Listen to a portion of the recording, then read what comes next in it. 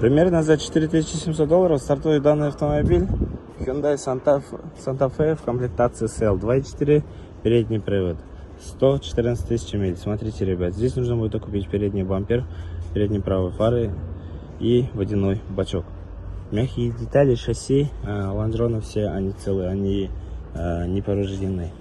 На белом цвете, белый жемчуг, ребят, как вы видите, бесключевой доступ, датчик слепой зоны, повторитель.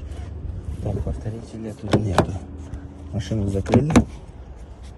Так, все шины в идеальном состоянии. Смотрите, ребят. И плюс нужно будет отремонтировать переднюю правую дверь. В комплектации у нас идет полный электропакет, автохолд, электроручник, пуш-старт, подогрев сидений, ребят, в этой машине есть. Адаптивный круиз-контроль, удержание полосы. Все в этой машине установлено. Кто заинтересован, может обращаться к нам.